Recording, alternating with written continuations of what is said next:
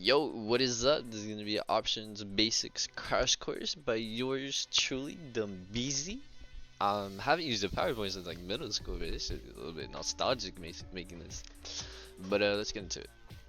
So with options, the very first thing that you're gonna be introduced to is the options chain. So an options chain is basically a menu of all the options contracts that are available to choose from. When you look at an options chain, you are introduced with the following, which is the strike price, calls and puts, buying and selling, expiration dates, premiums, which are the price of the contracts, and then Greeks, which I will get into in the next video. Calls and puts. So calls are if you think the stock will go up, which is no different than a long position, and puts are if you think the stock will go down, which is no different than a short position. And it's very simple. Like I'm making this very simple, very easy for y'all to understand. This is not even beating around the bush because it's just exactly how it is and exactly how I at least understand it. Strike price. Strike price is the price that you want the underlying asset to go to. In this example, we can use Apple. So right now, the share price of Apple is 272.83. So let's say we just want Apple to go to 275. Well, then you would choose 275 contracts, and it would be calls because you want the stock to go up, and you would just choose that one. In a very simple term, that's a very simple way to do it. Expiration dates. Expiration dates are the expiration of when each contract expires. For stocks, expirations are weekly, meaning contracts expire every Friday. And then for indexes, expirations are daily, meaning contracts expire every day, except weekends, because the market isn't open on the weekend, right? The next thing is premium. So premiums are also known as the price of the contract, which are determined in cents value. As you can see right here, these are all determined in cents to dollars in that way. No matter what option you play, meaning no matter if it's Apple, if it's SPY, it doesn't matter. An option is any option. The cost of the contract will always be times 100, meaning any price that you see on this ask price or bid price will always be times 100. So that is how much that contract costs. So in this example, we can just go with the 275 call for Apple. So we can see in the 275 call for Apple, each one costs $2.44. But remember, you are buying one contract, which is equivalent to buying 100 shares. So with each contract, it is times 100. So you can see 2.44 per contract times 100 equals $244 a contract. Meaning that this $275 call is worth $244 per contract. And same for this one. If you were to buy the 277.5 call for Apple, this one would cost $1.48 times 100, $148 per contract. Even the 270, $5.30 a contract times 100, that makes it $530 per contract. Now I'll switch over to the charts and we'll just go over some things, and also yeah. Alright, we're on the charts. I just want to go over some more examples and some more examples on the options chain as well. Just to kind of make things a little bit more clear if I didn't make it clear enough. So on Apple, right now price is at 272.82. Market isn't even open. It doesn't open until tomorrow because I'm recording on a Sunday. But let's say market open, it opens at 272, and we want price to come up to 277, right? That's probably, or even 275, 277, 275, somewhere around there. Okay, well then we would come over to the options chain and we would look for the closest thing that we can get. Now most stocks, depending on which ones you're trading, usually trade in about $5 increments, if not $2.50 increments. So as you can see, Apple trades in $2.50 increments for options. So 275, 277.5, 280, 282.5, until you start getting more further away from the expiration. When you play further out the money expiration, then it trades in $5 increments. But for closer money, for closer expirations, for closer expirations, you can trade in $2.50 increments. So let's just say we were to play weeklies, meaning that these contracts expire this week, and we expect price to go to 275, 277, somewhere around there. So we're gonna come to this, and we want to buy probably about the closest one that we can get. You never want to buy contracts that are really cheap because they just won't move unless price moves to that strike price instantly. That's the best way I can put that. You do not want to buy really cheap contracts because you will lose money or you won't make anything at all. The closer you buy, the more you'll make, and the further away you buy, the less you'll make, if you make anything at all, right? So let's say we wanted price to come up to 275, 277. Let's just say we bought 275 calls, right? These contracts are $2.44 times 100. So 2.44 times 100, meaning $244 each per contract. Same for the 277s and a half. They're $1.48 each times 100 is going to run us about $148 per contract, right? Now same for puts. If you wanted Apple to come down to this would be about 269. So come into the options chain. The closest that you will get for puts will be about 270, right? So if we wanted to buy 270 puts and we want price to come down to 270, well then these contracts are going to run us about $250, right? Because they're 2.5 each times 100, that's $250. Everything right here, don't worry. I'll go over in the next video, you know, what all of this means, and you know, half of it you don't even have to ever look at. And I make things like, I think the way I trade options is really simple. You don't have to worry about selling either, not until you get more advanced into options. You don't have to worry about this sell button. The only thing you need to worry about is this buy button and calls and puts. Calls if you want the stock to go up, puts if you want the stock to go down. Something else I want to go over is this is an example of a stock. Now an example of an indice would be SPY. This is also the S&P 500 ETF, which is the stock where you can trade options for it. So let's come here. Let's put in SPY. And let's go to November 17th. Okay. So still market's closed, but on Friday when the market closed, it closed at 673.29, right?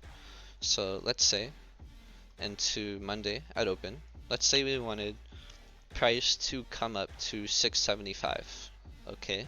Then we can come onto here and we can buy calls that expire for whatever expiration you're looking for, and I will get into expirations in a little bit and how they work, but let's just say same day. So 675 calls each are going to run us $175 each per contract, right? And now same for puts. If you were to come here and we wanted price to come down to these, let's just say these lows down here, that would be about 671.23.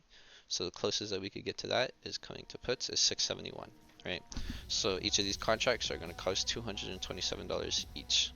Now your strike price, again, is the price that you want to go to. Notice how I've been saying if we want price to come here, right? The other thing about strike price is price does not have to come here if you are playing that strike price, right? You could choose the 668s. That doesn't mean you want price to come down here. But if price even moves to 670, then the 668s from when you buy from 1.42 will be up a few dollars, you know? It could go from 1.42 to 1.8 and then you could be up $40 per contract, you know, something like that. That's just an example. Okay, so expirations. The way expirations work are your days till expiration, meaning that's when the contracts expire. So for SPY, these contracts expire daily. Now it says 1 day because it's Sunday, but tomorrow it'll say 0, this will say 1, 2, 3, and so on. So the further out the money you play, the safer these contracts are going to be. Meaning that if price moves in the opposite direction that you are wanting it to, and you are playing a very close expiration, your percentage return can go down exponentially quite fast. So let's say you bought calls right here, you bought the 675 calls, right? And you bought them for $175 each. Now if SPY trades down here to 670 to 670 and even lower, considering the fact that these contracts expire the same day, you will be down a lot quicker, meaning that you could be down 50% or more in a very short time period, right? Because these contracts expire the same day, and in order for these contracts to expire worth something, they have to be above the strike price. Same for puts. If you're playing puts, they would have to be below the strike price, right? Because you're wanting the stock to go down, meaning you would want it to go below, and if you wanted the stock to go up, you would want it to go above. And that's the way options work. is in order for contracts to be of value by its expiration, they have to be above the strike. And if they are not above the strike, well then they will be considered worthless, meaning that they will expire at 0. So if you bought this contract at 1.75 and let's say tomorrow's trading day SPY closes at 670, well these contracts just close at 0, meaning you lost $175 if you didn't close earlier. With contracts, you don't have to hold them the whole day. You're allowed to close them whenever you like. You can close them the second you buy them. You can close them when you're up $1. You can close them when you're down $1. It doesn't matter. You're always allowed to close them whenever you want. The only thing about expiration is just when the contract expires. Now, let's say you played next week, right? So let's just say 10 days away, November 26th. Well, if you're wanting to play further, you're gonna have to pay a little bit more. You're gonna have to pay a little higher premium because you're buying basically a safety net, right? Like the further out the way you play, the safer you're playing, but it's also gonna charge you or cost you a little bit more. So let's say tomorrow, same thing. Let's say we bought 675 calls, but these don't expire until 10 days away. Well, if tomorrow the trading day closes at 670, these contracts won't expire at 0 because these contracts still have time, right? So these could maybe be down $100 each from 700 to 600. But let's say by November 26, SPY closes, 680. Well, then these contracts will be worth something. These contracts will be worth about, about $7 more, $6 more away. So they closed about $1,000. So you would have made $300, right?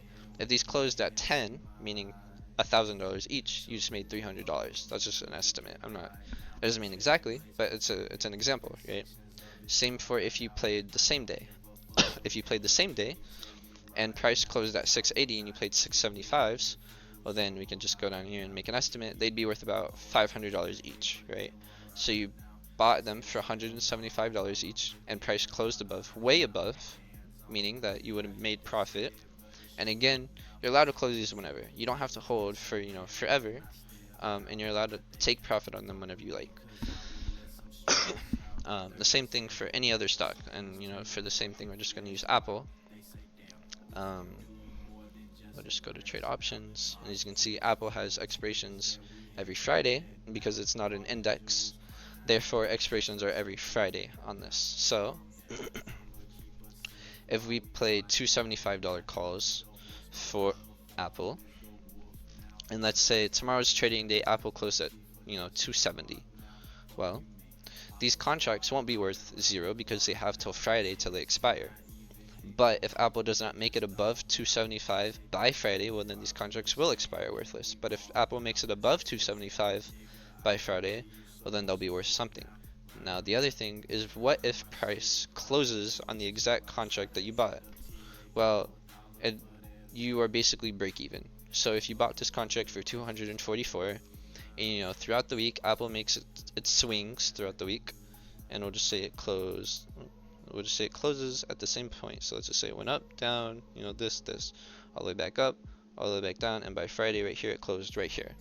Well, the $244 that you paid, you would have been up, you would have been down, you would have been up a lot, and then you would have been back down, and then by Friday at close, you would have been break even.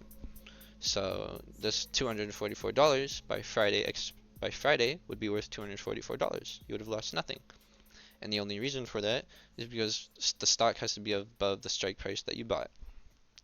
And that's a very simple way to look at it. It does get a little bit more complicated, but it's like a very basic way I could explain that. And to the next video, I will go over volume, open interest, implied volatility, the Greeks, bid ask, all this other stuff that you really don't need to worry about. I trade options very simply. It's very easy to manage. And I hope this video helped, and if it did, I hope you're able to learn from it, and I will see you all in the next video.